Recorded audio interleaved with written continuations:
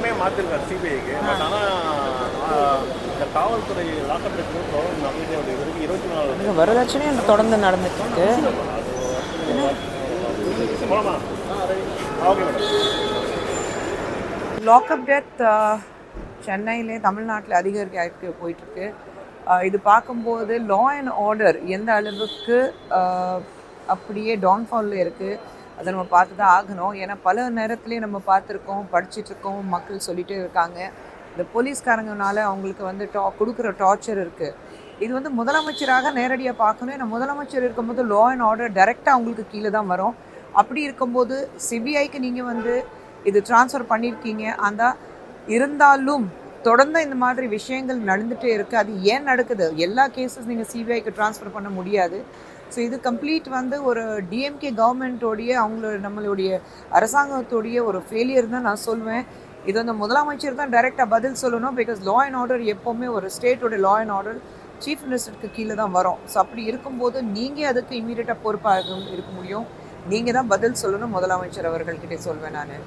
அதே மாதிரி இன்றைக்கி வந்து தமிழ்நாட்டில் பார்க்கும்போது லாக்அப் டெத்ஸ் மட்டும் இல்லை, வரதட்சணை கொடுமைனாலே பல பெண்கள் வந்து தற்கொலை பண்ணிகிட்டே இருக்காங்க. அதை பார்க்கும்போது ரொம்ப கஷ்டமாக இருக்குது.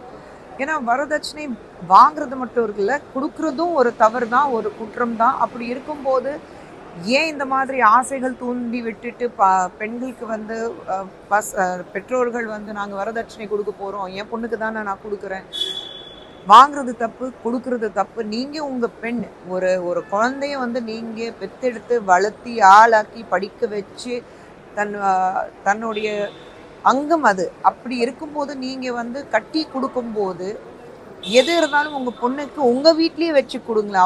அவள் பேரில் தனியாக வைங்க. ஆனால் வண்டி கொடுக்குறதும், நகை கொடுக்குறதும், ஒரு பியூரோ கொடுக்குறதும், நான் இது கொடுத்தேன் அது கொடுத்தேன் உங்கள் வசதிக்கு ஏற்ற மாதிரி, ஐ திங்க் ஒரு சில இடங்களில் வந்து பார்க்கும்போது ரொம்ப கஷ்டமாக இருக்குது. ஸோ பெற்றோர்கள்கிட்ட வந்து ஒரே ஒரு விஷயம் சொல்லுவேன், உங்கள் பெண் நல்லா வாழணுன்னா இந்த வரதட்சணை கொடுக்குறதோ இல்லை வரதட்சணை பேர் வரலைன்னாலும் நான் ஆசையாக கொடுக்குறேன் அதுவும் வேண்டாம். எது இருந்தாலும் உங்கள் வீட்டில், ஏன்னா பெண் கட்டி கொடுத்ததுனால உங்கள் மகள் இல்லாமல் ஆகிட முடியாது. எப்போ வேணாலும் உங்கள் வீட்டுக்கு திரும்பி வரலாம். உங்கள் மகள் தான் அவள் என்றைக்குமே இருப்பாள். அப்படி இருக்கும்போது தயவு செஞ்சு இந்த மாதிரி பெண்களுக்கு வந்து நான் பண்ணி கொடுக்குறேன் அப்படி இல்லை பண்ணாதீங்க. இந்த மாதிரி யாராவது ஒரு முறையாவது உங்கள் பொண்ணுக்கு என்ன பண்ண போகிறீங்க அப்படி கேட்டாக்கா அப்படி ஒரு குடும்பத்திலே உங்கள் பொண்ணு கட்டி கொடுக்காதீங்க. ஏன்னா இன்றைக்கி என்ன பண்ண போகிறீங்கன்னு கேட்கும்போது நாளைக்கு கண்டிப்பாக இது வேணும்னு அவங்க வாய் திறந்து கேட்பாங்க. ஸோ அது மட்டும் பண்ணிடாதீங்க. உங்கள் பெண் குழந்தைங்க என்றைக்குமே இருக்கட்டும், சந்தோஷமாக இருக்கட்டும். எங்கே அவங்க போனாலும் வாழ்நாள் பூரா சந்தோஷமாக இருக்கட்டும். ஒரு 2 பெண் குழந்தைங்களுக்கு ஒரு தாயாக நான் சொல்கிறேன், என் குழந்தைங்க நாளைக்கு நான் கட்டி கொடுத்தேன்னா என் குழந்தைங்க என்றைக்குமே நான் சாகிற வரைக்கும் அவங்க என் குழந்தைங்க தான் இருப்பாங்க, என் மகள் தான் இருப்பாங்க. அதுக்கப்புறம் தான் இன்னொருத்தருடைய மனைவியோ இல்லை இன்னொருத்தருடைய மருமகளாக இருப்பாள்.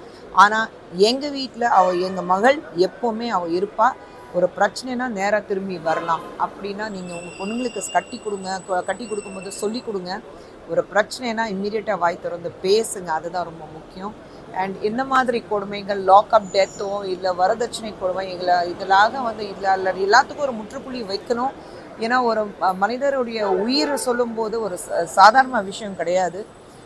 பல இடத்துல நம்ம இந்த மாதிரி பிரச்சனைகள் பார்த்துட்ருக்கோம்.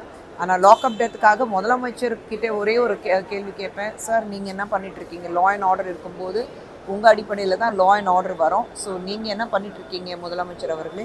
தயவு செஞ்சு இது எல்லாத்துக்கும் நீங்கள் பதில் சொல்லணும். டிஎம்கேவோட ஃபெயிலியர் எங்கே இருக்குது உங்களுக்கு தெரியுது, மக்களுக்கு தெரியுது. ஸோ இது எல்லாமே நீங்கள் தான் பதில் சொல்லணும்.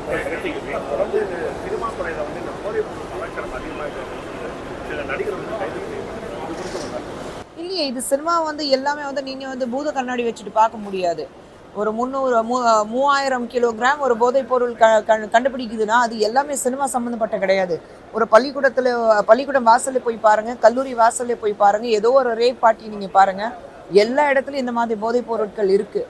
சினிமாவிலே 2 பேர் அதில் பாதிக்கப்பட்டிருக்காங்கன்னா உடனே சினிமாவிலே அதிகமாக ஆகிட்டு இருக்குங்க. எத்தனை பேர் நீங்கள் சினிமாவில் பார்க்குறீங்க? எத்தனை பேர் அரெஸ்ட் ஆகிருக்காங்க? பிரச்சனை இருக்குது. சராசரி மனுஷங்களா சினிமாவில் நடிக்கிறதுனால கொம்பு முடிச்சுட்டு அவங்க வந்து ஒரு சூப்பர் ஹீரோஸ் கிடையாது. ஒரு பேட்மேனோ இல்லை வந்து ஒரு சூப்பர்மேனு கிடையாது. சராசரி மனுஷங்களா அவங்களுக்கு இந்த மாதிரி ஒரு பழக்கத்துக்கு ஏற்படுறதுக்கு வாய்ப்பு இருக்குது, சரிங்களா? ஆனால் இந்த மாதிரி ஒரு அடிக்ஷன் வரும்போது இது எப்படி தடுத்தணும் அதுதான் பார்க்கணும். ஆனால் சினிமாவில் ஒரு விஷயம் நடந்தாக்கா, ஒரு டிவோர்ஸ் நடந்தாலும் இந்த மாதிரி போதைப்பொருள் நடந்தாலும் ஒருத்தருக்கு இருந்தாக்க நீங்க பூத கண்ணாடி வச்சுட்டு பாக்குறீங்க. இருக்கிற பிரச்சனைகள் நம்ம தீர்க்க வைக்கணுங்கிறதுக்கு பதிலாக அது இருக்கிற பிரச்சனை வந்து இன்னும் பெருசா இப்படி காட்டணும் அது கிடையாது. ஐடி இருக்கட்டும், எல்லா இடத்துலையும் உங்களுக்கு போதைப் பொருட்கள் பிரச்சனைகள் இருக்கு. பசங்க வந்து எல்லா போதைப் பொருட்களுக்கு ஆளாக்குறாங்க. இது கொக்கேன் மட்டும் கிடையாது, இல்லை வீட் ஸ்மோக்கிங் மட்டும், கஞ்சா மட்டும் கிடையாது, இன்ஜெக்ட் பண்ணிட்டு இருக்காங்க, அதுவும் நமக்கு தெரியும். ஸோ இந்த மாதிரி இருக்கும்போது நம்ம சொசைட்டியில் இன்னைக்கு நம்ம பசங்க வந்து இல்லை சில பேர் வந்து இந்த மாதிரி போதைப் பொருட்களுக்கு அவங்க அடிமை ஆடுறாங்கன்னா அது ஏன் அடிமை ஆடுறாங்கன்னு அதுதான் பார்க்கணும். இன்னும் சமீபத்தில் நம்ம போதைப் பொருட்கள் சம்மந்தப்பட்ட ஆளுங்க இருந்தாங்க, எங்கே இருக்காங்க, யாருக்கு அது தெரியுமா? டிஎம்கே வந்து பின் வாங்கிட்டாங்கல்ல, இதுக்கு எங்களுக்கு சம்மந்தம் இல்லைன்னு. ஆனால் நமக்கு தெரியும் எங்கே என்ன நடக்குது, அதுக்கு பதில் கொடுக்கட்டும். சும்மா சினிமாவில் மட்டும் பார்த்துட்டு நீங்கள் வந்து ஒருத்தர் 2 பேர் கைதி ஆனதுனால உடனே வந்து நீங்கள் வந்து கேள்வி கேட்க வேண்டாம்.